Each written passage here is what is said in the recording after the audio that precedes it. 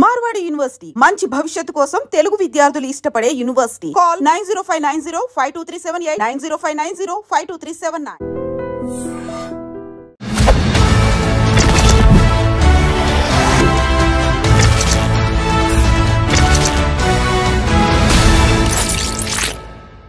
అందరికీ నమస్కారం. నేను Swaroopa Potlapalli. Welcome to I dream. Donald Trump America అధ్యక్షుడిగా రెండోసారి బాధ్యతలు చేపట్టిన తర్వాత తీసుకుంటున్న నిర్ణయాలు విదేశీయుల్లో గుబులు రేపుతున్నాయి. ప్రస్తుతం నాతో పాటు American studies expert Kanneganti Ramesh గారు ఉన్నారు. ఆయనతో మాట్లాడి వీసాలకు సంబంధించిన అనేక అప్డేట్స్ తెలుసుకుందాం.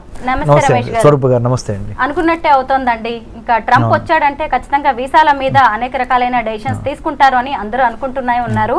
ముఖ్యంగా H1B వీసాల మీద లాటరీ సిస్టమ్ ను బ్యాన్ చేయబోతున్నారు, ముఖ్యంగా రద్దు చేయబోతున్నారు అనే వార్తలు వస్తున్నాయి. మీ దగ్గర దీనికి సంబంధించి ఏమి ఇన్ఫర్మేషన్ ఉంది? H1B లాటరీ సిస్టమ్ని రద్దు చేయటం అనేది ఇప్పుడు జరగదు. Please be relaxed. కానీ there are 2 schools of thought.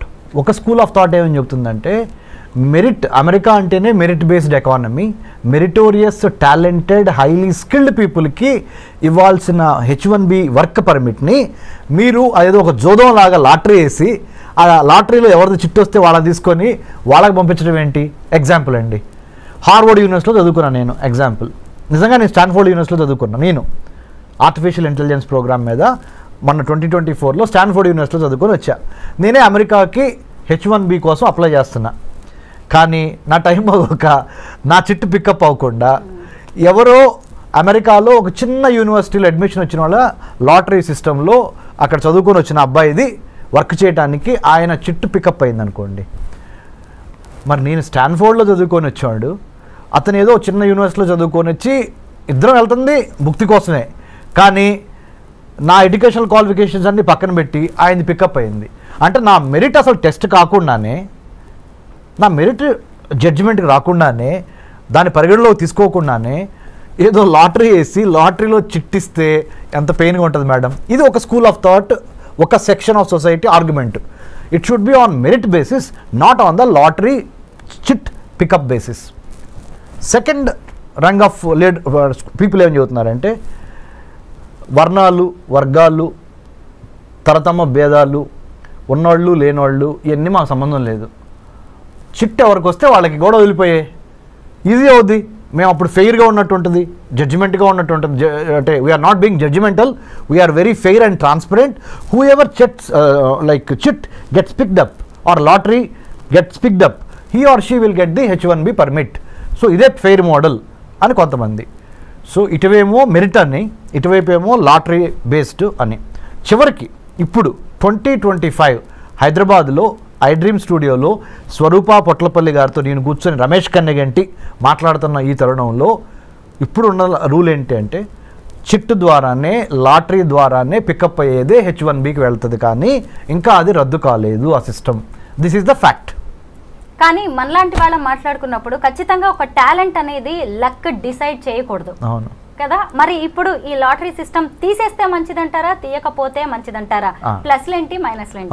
చాలా మంచి ప్రశ్న, చాలా తెలివైన ప్రశ్న అడిగారు మీరు. అంటే పబ్లిక్ పల్స్ కూడా ఇలాంటి ప్రశ్న కోసం ఎదురు చూస్తూ ఉండుంటుంది. ఒక మెరిటోరియస్ స్టూడెంట్గా కింద నుంచి చదువుకొని, అంటే స్కాలర్షిప్స్ మీద, మెరిట్ మీద చదువుకొని పైకి వచ్చిన వాడిగా, ఆబ్వియస్లీ నా personal opinion, I will vote for the merit based system. కానీ life is not fair. Life is not bed of roses. Life cannot be in black and white. There are areas of grey, right? There are colors of grey. కాబట్టి ప్రస్తుతానికి ఒక కొత్త model evolve అయ్యే వరకు we have to follow this model only. This model indicates lottery system of H1B, so that I'm not being partial, I'm not being judgmental, I'm not being selective, I'm not being biased అనేది crystal క్లియర్గా ఉంది. కానీ this is not fair. ఎందుకు? మీరు అన్నట్టుగా talent ఒకటి, luck ఒకటి. నా లక్ బాగుండి నాకు వచ్చింది, నాకు టాలెంటెడ్ రాలా. మరి రేపు నన్ను తీసుకునే ఎంప్లాయర్ ఉన్నాడు అనుకోండి, అక్కడ అమెరికాలో పెద్ద కంపెనీ ఇన్ఫోసిసే ఉందనుకోండి మేడం, లేకపోతే బిల్ గేట్స్ మన మైక్రోసాఫ్టే ఉందనుకోండి మేడం. నేను లాటరీ ద్వారా పికప్ అయ్యి వచ్చాను, నేను మెరిట్ బేస్డ్ మీద రాలా. అంటే నేను చదువుకుంది స్టాన్ఫోర్డ్ యూనివర్సిటీ, లెక్క ప్రకారం నాకు రావాలి, కానీ నాకు రాలేదు. కానీ ఎవరో ఒక చిన్న యూనివర్సిటీలో చదువుకో, అంటే ఇక్కడ మీరు ఇంకొకటి ఆర్గ్యూ చేయొచ్చు వేరే వాళ్ళు ఏమని అంటే పెద్ద పెద్ద బ్రాండెడ్ యూనివర్సిటీలు చదువుకున్న వాళ్ళకి మాత్రమే తెలివితేటలు ఉంటాయా, చిన్న చిన్న పల్లెటూరు నుంచి లేకపోతే సెకండ్ రంగ్ కాలేజెస్ యూనివర్సిటీస్ నుంచి వచ్చిన వాళ్ళకి తెలివితేటలు ఉండవా అనే ప్రశ్న గ్యారంటీగా లేవనెత్తారు. So nothing is perfect. Every set of judgmental or measuremental basis has its own little bit of fallacies and mistakes, little bit of weaknesses, little bit of shortcomings. Overall ga by and large evariki ekku nyayam jarigiddo aa system ni manamu adopt chesukovali. It will take little more time to come to that merit ki luck ki or merit ki leda varna varga భేదాలకి అతీతంగా వచ్చే విధంగా ఒక new H1B selection ప్రాసెస్ని define చేసి design చేసి deliver చేసే deliver చేసే ఆ 3D రావాల్సిన అవసరం ఉంది. దాంట్లో భాగంగా మేధావులంతా కూర్చొని పాలసీ మేకర్సు, ఎడ్యుకేషనిస్టులు, ఇండస్ట్రియలిస్టులు అందరూ కూర్చొని ఒక న్యూ సిస్టమ్ని బయటకు తీసుకురావాల్సిన అవసరం ఉంది. How do you accommodate A competent, A transparent, a meritorious, a talented guy or girl to work in the United States of America based on the merit base, not on the luck base. ఆ సిస్టానికి రావడానికి we are evolving. ఎందుకంటే Rome is not built over night కదా, తప్పులు జరుగుతూ ఉంటాయి, నేర్చుకుంటూ ఉంటాం, వాటిల్లో నుంచి ఇవాల్వ్ అయి వస్తూ ఉంటాం. ఐఎమ్ షూర్ స్వరూప గారు in the days to come in very near future I think United states customs and immigration agency will go into that direction under the Department of Homeland Security. H1B వీసాలో కొత్తగా ఏమైనా మార్పులు తీసుకొచ్చే chances ఉన్నాయంటారా? Yeah, I think that's a smart question again. You know why? Given the Immigration and Customs Enforcement Agency, given the United States Customs and Immigration Office, given the new geopolitical geostrategic realities of Russia Ukraine on the one hand, Israel Palestine on the other hand, north Korea, south Korea, China, Taiwan, ఇవన్నీ global flash points, గొడవలు జరుగుతున్నాయి, యుద్ధాలు జరుగుతున్నాయి. వీటన్నిటికీ తోడుగా post COVID-19 world ఆర్డర్లో Covid తర్వాత వచ్చిన ప్రపంచంలో రాజకీయ, ఆర్థిక, సామాజిక, సాంఘిక పరమైన మార్పులు ప్రస్ఫుటంగా కనపడుతున్నాయి. ఆర్థికంగా అమెరికా కుదేలవుతున్న దశ ఇది. For your kind information, America ఆర్థిక బలాలన్నీ వీగిపోతున్నాయి. The economic tremors, the political tremors, the technological tremors are really shifting the pendulum in the other direction. Asia ప్రాంతంలో ఉన్న చైనా వైపుకి ప్రపంచ ఆర్థిక, రాజకీయ, వర్తక, వాణిజ్య, వ్యాపార సంబంధాలు చైనా వైపుకి ఇన్ ఫేవర్గా పవనాలు ఇటు మూవ్ అవుతున్నాయి. మంచికో చెడుకో we have to wait and see. But having known this fact, United States of America has got a wake up call. అందుకని మన ట్రంప్ గారు కూడా అన్నారు, hey it's a wake up call from China, People's Republic of China. You know what is it? DeepSeek R1 అనే ఒక కొత్త AI మోడల్ని, chat bot ఇప్పుడు ఏదైతే ఉందో చాట్ జీపీటీ లాంటి ఒక మోడల్, కొన్ని $1 బిలియన్ ఖర్చు పెట్టి చాట్ జీపీటీని మనం తయారు చేస్తే అలాంటి దాన్ని DeepSeek R1 అనే ఒక మోడల్ని చైనా వాడు $5.5 మిలియన్ తయారు చేశాడు. మనమేమో దాని మీద 100 కోట్లు 1000 కోట్లు ఖర్చు పెడుతున్నాం. మనకేమన్నా పిచ్చి పట్టిందా, లేకపోతే మనకేమన్నా తెలివితేటలు లేవా అని మనల్ని మనం ప్రశ్నించుకోవాల్సిన అవసరము, అఘాయిత్యము, సందర్భము ఏర్పడినవి అని సాక్షాత్తు 47th president of the United States of America Donald Trump has given a public statement. అంటే చైనా మ్యానుఫ్యాక్చరింగ్ స్పేస్ని, సైబర్ స్పేస్ని, మ్యారిటైమ్ స్పేస్ని, పొలిటికల్ స్పేస్ని, సర్వీస్ సెక్టర్ స్పేస్ని ఆక్యుపై చేస్తుంది. ఎన్లార్జ్మెంట్, ఎంట్రాప్మెంట్, ఎన్సర్కిల్మెంట్ అనే 3 విధానాల ద్వారా ప్రపంచంలో ఉన్న వర్తక, వాణిజ్య, వ్యాపార, సాహిత్య, రాజకీయ రంగాల్లో, ఆర్థిక రంగాల్లో తనదైన ముద్ర వేసుకోవటానికి చైనా నడుం బిగించి ఎన్లార్జ్మెంట్, ఎంట్రాప్మెంట్, ఎన్సర్కిల్మెంట్ అనే 3 స్ట్రాటజీల ద్వారా చాప కింద నీరులాగా ప్రవహిస్తున్న తీరుని అమెరికా గ్రహించింది. అమెరికాతో పాటు ఇండియా గ్రహించింది. ఇండియాతో పాటు ఆస్ట్రేలియా, జపాన్, మిగతా దేశాలు కూడా గమనించినాయి. ఈ 4 దేశాల పేర్లు ఎందుకు ప్రస్ఫుటంగా ప్రస్తావించానంటే మేడం గారు, స్వరూప గారు, India, Australia, Japan, United states ఈ 4 కలిపి ఈ చైనాని ఎదుర్కోవటానికి క్వాడ్గా ఏర్పడింది. QUAD అంటే 4 చతురస్రాకారంలో ఈ 4 దేశాలు ఈ చైనాని ఎదుర్కోవటం కోసం ఇందాక మీకు చెప్పాను spaces, manufacturing space, cyber space, maritime space, service sector space and political space, వీటిని కాపాడుకోవాలి దీని నుంచి, చైనా నుంచి అని ఈ 4 దేశాలు జతగట్టినాయి. వీటితో పాటుగా భారత్ అంటే వీటిలో ఒకటైన భారత్ ఇటు బ్రిక్స్ని మేనేజ్ చేయాలి. Brazil, Russia, India, China, South ఆఫ్రికాలోనూ భారత్ ఉంది. ఇటు క్వాడ్ అంటే Australia, Japan, India, United States, ఇక్కడ కూడా ఇండియా ఉంది, ఇక్కడ కూడా ఇండియా ఉంది. మరి వీళ్ళతోనూ వెళ్ళాలి, వీళ్ళతోనూ వెళ్ళాలి. ఇద్దరితో కలిసి వెళ్ళి తన యొక్క రాజ్య ప్రయోజనాల్ని ఎలా కాపాడుకోవాలనే రాజకీయ దౌత్యపరమైన చదరంగంలో భారత్ చాలా స్మార్ట్గా తన పావుల్ని కదపాలి. ఇంత దీనికి ఒక బ్యాక్గ్రౌండ్ ఉంది ప్రపంచ రాజకీయాల్లో. ఇప్పుడు జరుగుతున్న COVID-19 పరిణామం తర్వాత అమెరికా ఆర్థిక వ్యవస్థ కుప్పగూలిపోయి, అందుకనే let's make America great again అనే నినాదంతో ప్రెసిడెంట్ ట్రంప్ ఎందుకు అధికారంలోకి వచ్చాడు అంటే, ఉన్న వాళ్ళకి అమెరికా పౌరులకి ముందల విద్య, వైద్యం, ఆరోగ్యం, పర్యావరణం, వాళ్ళకి భద్రత, ఉపాధి ఇవ్వగలిగితే తర్వాత మిగిలింది ఏదన్నా ఉంటే ప్రపంచ దేశాలకు పంచిపెడతాము అనే ఒక బేసిక్ నాలెడ్జ్ నుంచి, బేసిక్ ఐడియాలజికల్ ప్రిమైజ్ నుంచి ఆయన let's make America great again అన్నాడు. అందుకని ఇండియాకి నిన్నగాక మొన్న $21 మిలియన్ రద్దు చేశారు యుఎస్ ఎయిడ్ నుంచి. ఇది ఇండియాలో ప్రజాస్వామ్యాన్ని పెంపొందించడానికి, ఎలక్షన్స్ని పెంపొందించడానికి $21 మిలియన్ శాంక్షన్ అయి ఉంటే దాన్ని రద్దు చేసేశారు Elon Musk, department of government efficiency, కొత్త డిపార్ట్మెంట్ వాళ్ళు. ఎందుకంటే ముందర మన దేశం గురించి మనం ఆలోచిద్దాం. అది అమెరికా, అది భారత్ కానీ, నేపాల్ కానీ, బంగ్లాదేశ్ కానీ, ఏ దేశమైనా మనకెందుకయ్యా, America first, let's make America great again అనే నిదానంతో ట్రంప్ ఉన్నాడు. కాబట్టి దీనికి ఎంత బ్యాక్గ్రౌండ్ ఉంది. ఐ డ్రీమ్ ద్వారా, మీ ద్వారా, you are such a senior journalist with so much of hard work that you have put in the capital of India and elsewhere in the country. So my humble appeal to I dream viewers is, అర్థం చేసుకోండి, America యొక్క ఆర్థిక వ్యవస్థ పరిస్థితి బాగోలేదు. China చాలా తెలివిగా, చాలా స్పీడ్గా, చాలా సర్ప్రైజ్ ఎలిమెంట్స్తో అమెరికాని కొట్టడానికి ఆర్థికంగా, రాజకీయంగా, సాంకేతిక పరంగా ప్రతి అంశంలోనూ, ప్రతి డిపార్ట్మెంట్లోనూ అమెరికాని శాసించే విధంగా చైనా ఎదుగుతున్నది.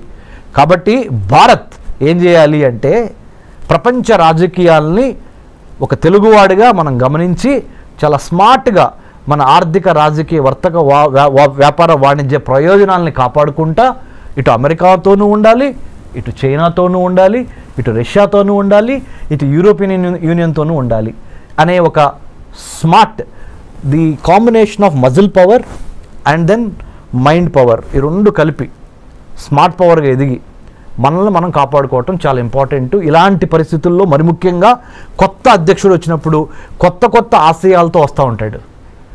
వాటిని అర్థం చేసుకొని దానికి అనుగుణంగా ప్రీ డిపార్చర్ ఓరియంటేషన్ అంటారు, PDO అంటే ఇక్కడి నుంచి వేరే దేశం వెళ్ళేటప్పుడు ఆ దేశం యొక్క చట్టం ఏంటి, న్యాయం ఏంటి, సంస్కృతి ఏంటి, సాహిత్యం ఏంటి, చరిత్ర ఏంటి అనేది అవగాహన లేకుండా ఏదో వీసా వచ్చేసింది కదా అని చంకలు కొట్టుకొని బొమ్మని మీరు ఫ్లైట్ ఎక్కి అక్కడ దిగంగానే వాడు చెప్పేది మీకు అర్థం కాదు, మీరు చెప్పేది అర్థం కాదు, మీరు అక్కడికి వెళ్ళిన తర్వాత భారతదేశంలో ఎలా ఉన్నామో అలా ఉందాం అనుకుంటే కుదరదు, తిరిగి మళ్ళీ డిపోర్టేషన్ అంటాడు, ఇంకోటి అంటాడు, H1B వర్క్ వీసాల గురించి మాట్లాడతాడు, F1 స్టూడెంట్ వీసాల గురించి మాట్లాడతాడు,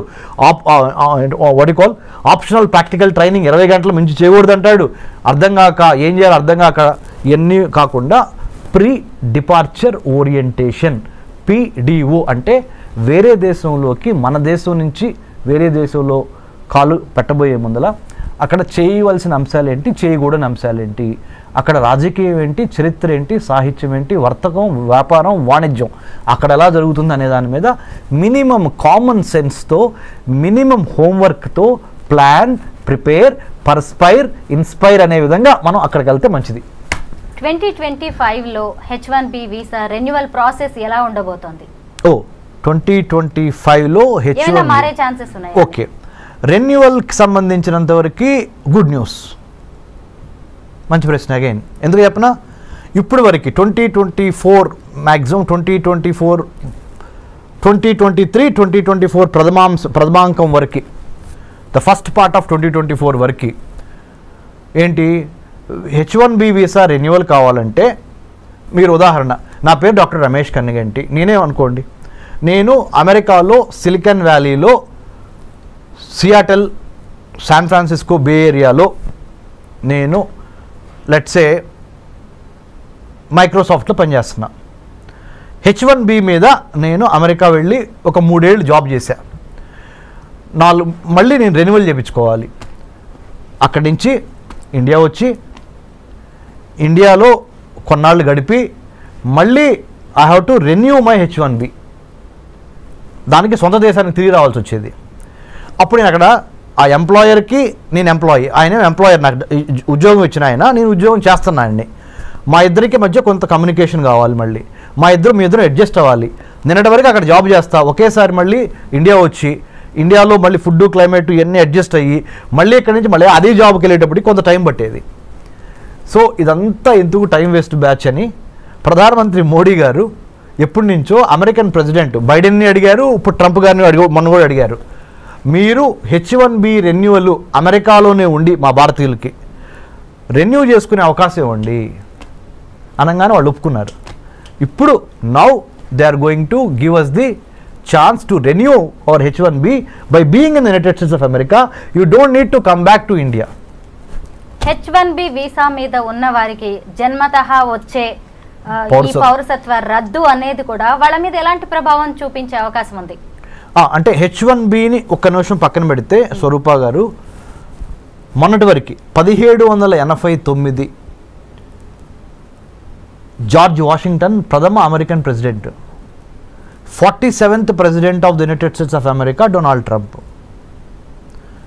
డొనాల్డ్ ట్రంప్ ప్రమాణ స్వీకారం ముందల వరకు, అంటే జనవరి 2025 జనవరి 20 వరకు ఏంటంటే, ఆ దేశంలో కనుక ఒక ప్రెగ్నెంట్ లేడీ జన్మనిస్తే ఆటోమేటిక్గా అబ్బాయికి కానీ అమ్మాయికి కానీ ఆ అమెరికన్ పౌరసత్వం వచ్చేసేది. కానీ ట్రంప్ ఏం చేశాడు, అమెరికన్ పౌరసత్వం ఇవ్వటం ఈజీ, కానీ పౌరసత్వం ఇచ్చిన తర్వాత బెనిఫిట్స్ కూడా ఇవ్వాల్సి వస్తున్నాయి. ఆ బెనిఫిట్స్కి అయ్యే డబ్బులు ఖర్చు ఎంత అవుద్ది అంటే, when you are pregnant, you are coming and delivering a baby in my country, that is United States of America. The moment your baby is born on this land, he or she becomes a American citizen కదా. మరి American సిటిజన్ని మళ్ళీ protect చేసుకోవాల్సిన బాధ్యత ఎవరిది? నాదే కదా, అంటే being the American president. So దానికి అయ్యే ఖర్చు ఎంత, దానికి అయ్యే నా బరువు ఎంత, బాధ్యత ఎంత అని వాళ్ళు బేరీజ్ చేసుకొని, ఎందుకంటే ఆయన బిజినెస్ మ్యాన్ కదా, బేరీజ్ వేసుకొని నా వల్ల కాదు బాబు, ఇక నుంచి ఏం చేద్దామంటే అమెరికాలో వచ్చి అమెరికన్లో డెలివరీ అయిన ఏ బేబీకైనా 2-3 కండిషన్స్ పెడుతున్నా. తండ్రి కానీ తల్లి కానీ పౌరసత్వం అయినా అయి ఉండాలి, లేదా గ్రీన్ కార్డ్ అయినా అయి ఉండాలి, లేకపోతే మీకు మీ అబ్బాయికి కానీ అమ్మాయికి కానీ నేను ఇక్కడ పౌరసత్వం ఇవ్వలేను. మీరు ఏదో విజిటర్ వీసా మీద వచ్చి, స్టూడెంట్ వీసా మీద వచ్చి, J1 వీసా మీద వచ్చి, L1 మీద వచ్చి, M1 వీసా మీద వచ్చి ఇక్కడ మీరు మీ అబ్బాయి అమ్మాయి ఇక్కడ పుడితే మొన్నటి వరకు అయితే చెల్లింది, పౌరసత్వం వచ్చేది, ఇప్పుడు నా వల్ల కాదు. Because America doesn't have that kind of money or that kind of wherewithal to protect your child, because I have to give you all the American సిటిజన్షిప్కి ఉన్న బెనిఫిట్స్ అన్నీ ఇవ్వాల్సి వస్తుంది. I'm not in a position for the time being. రేపొద్దున వేరే president వచ్చిన తర్వాత, president ట్రంప్కి ఇది సెకండ్ టర్మ్, ఫైనల్ టర్మ్, రేపొద్దున వేరే ప్రెసిడెంట్ వచ్చిన తర్వాత ఆయన మారిస్తే నాకు సంబంధం లేదు. నేను దిగిపోయే వరకు, అంటే 2025 నుంచి అనదర్ 4 years 2029 వరకు నేను మట్టికి మీకు అమెరికా పౌరసత్వం ఇవ్వలేను. బర్త్ రైట్ సిటిజన్షిప్ అనేది మీ బర్త్ రైట్ అని మొన్నటి వరకు అన్నారు కదా, అది ఇప్పుడు కాదు. మీకు బర్త్ రైట్ కావాలి, సిటిజన్షిప్ కావాలి అంటే అమెరికాలో కొన్ని కండిషన్స్ ఉన్నాయి. కండిషన్ నెంబర్ 1, భార్యాభర్తల్లో ఒకళ్ళకి పౌరులై ఉండాలి, అమెరికా పౌరులు. రెండో కండిషన్, కనీసం గ్రీన్ కార్డ్ అయి ఉండాలి. ఈ 2 కండిషన్స్ పెట్టారండి. Thank you so much Ramesh garu. Thank you స్వరూప గారు, థ్యాంక్ యూ వెరీ మచ్.